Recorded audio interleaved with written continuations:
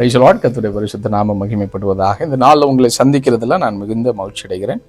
பாருங்க, வெளிப்படுத்தின விசேஷம் 2வது அதிகாரத்தில் 8வது வசனத்தில் இப்படியாய் சொல்லப்பட்டிருக்கு. சிமிர்னா சபையின் தூதனுக்கு நீ எழுத வேண்டியது என்னவெனில், முந்தினவரும் பிந்தினவரும் மரித்தோழ்ந்து பிழைத்தவருமானவர் சொல்லுகிறதாவது என்று சொல்லி ஆரம்பிக்கிறார். அன்புக்குரிய கர்த்தருடைய பிள்ளைகளை பாருங்க, இந்த வேதத்துல 7 சபைகள் கடைசி காலத்துல நம்ம வாழ்ந்து கொண்டிருக்கிறோம். வெளிப்படுத்தின விசேஷமாக கடைசி காலங்களை குறித்து அதிகமாய் சொல்லப்பட்ட அந்த அதிகாரத்துல 7 சபைகளை கர்த்தர் பேசுகிறார். 7 என்று சொல்லும்போது அது பரிபூரணம் என்று சொல்லி நாம் அறிந்திருக்கிறோம்.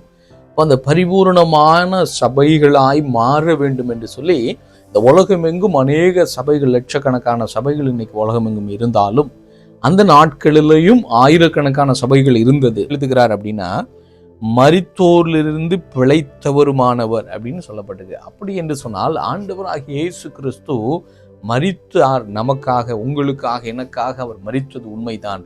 ஆனால் மரித்து 3வது நாள் உயிரோடு பிழைத்து இன்றைக்கும் ஜீவனோடு இருக்கிறாரு.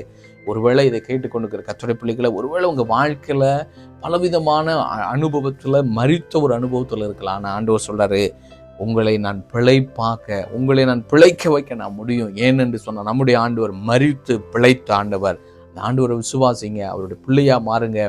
அவருடைய வருகை சீக்கிரமாய் வரப்போகிறது. அவருடைய வருகைக்காக நாம் ஆயத்தப்படுவோம். ஆமென். Praise the Lord.